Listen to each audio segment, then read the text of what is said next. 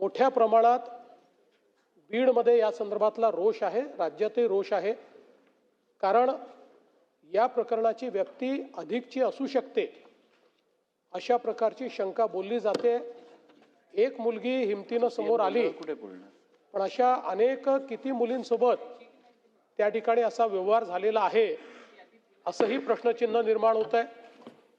आणि म्हणूनच या संपूर्ण प्रकरणाची व्यक्ती बघत असताना आणि याच्यामधली संवेदनशीलता ही लक्षात घेऊन आपण असा निर्णय केलेला आहे की वरिष्ठ दर्जाच्या IPS महिला अधिकारी यांच्या अध्यक्षतेखाली एक SIT आम्ही तयार करू आणि या SITच्या माध्यमातून या संपूर्ण जी काही गुन्हा आहे त्या गुन्ह्याची चौकशी करू।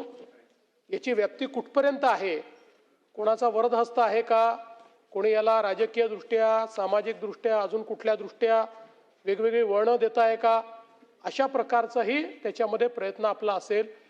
आणि त्या माध्यमातून ज्या काही आमच्या मुली आहेत त्या मुलींना योग्य न्याय मिळावा या दृष्टीने आपण प्रयत्न करू।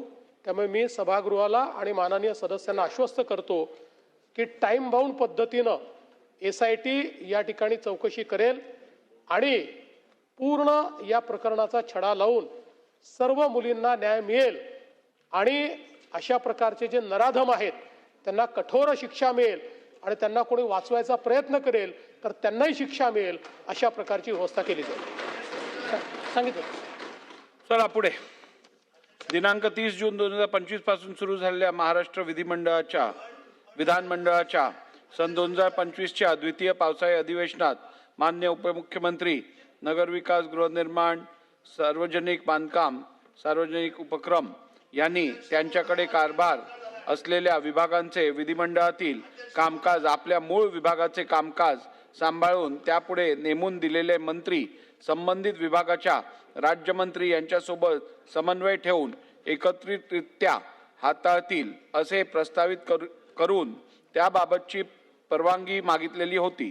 माननीय उपमुख्यमंत्री यांच्याकडे कार्यभार असलेल्या नमूद विभागांचे कामकाज नेमून दिलेले मंत्री संबंधित विभागाच्या राज्यमंत्री यांच्याशी समन्वय ठेवून हाताळण्याबाबत माननीय मुख्यमंत्री महोदयांनी अनुमती दिली आहे।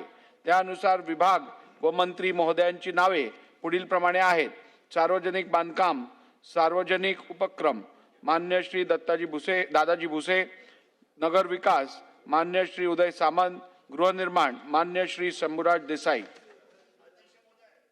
नाही, मी पॉइंट ऑफ इन्फॉर्मेशन एक मिनिट बसून घ्या। बघा, BSc मध्ये या विषयातली चर्चा झालेली आहे आणि त्या चर्चेत असं सगळ्याच गटनेत्यांनी ठरवलेलं आहे की पॉइंट ऑफ इन्फॉर्मेशन मध्ये रोज जवळजवळ 1 सव्वा तास निघून जातो।